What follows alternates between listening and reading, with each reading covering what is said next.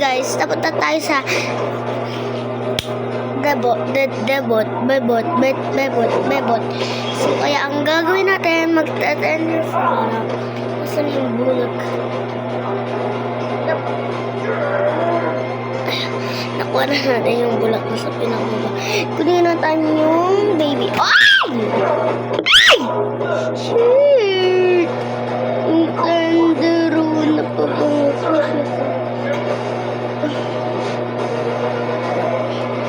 So, lagyan na natin siya na itong langis.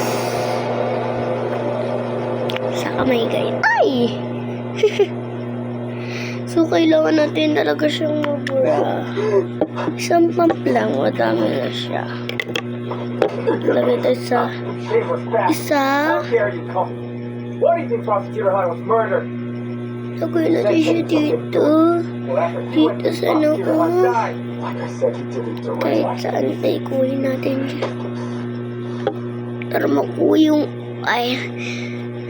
para mabilis siyang matanggal. Naglagay na tayo kanina ng skincare. Kanina bago tayo maglagay ng makeup, naglagay tayo ng skincare para madaling mabura.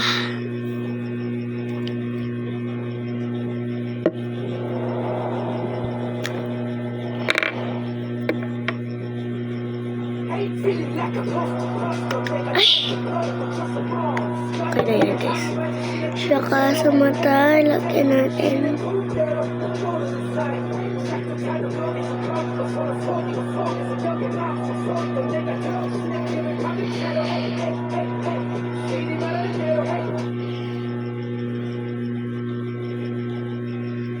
So, isang patak na lang. Last isang patak.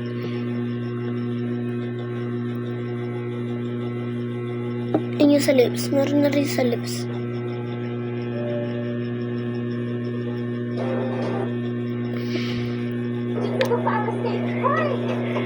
Uy, natanggal, diba guys? Naglagay kasi tayo ng skincare. So, mamaya papakita sa inyo yung final look.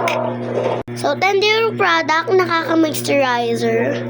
Lahat ng kagandahan nandito sa Tendero. Madami po tayong Tendero. 8 pieces na Tendero po. Ay, 9 tama nga po, bibilangin ko. 1, 2, 3, 4, 5, 6, 7, 8. O 8. So,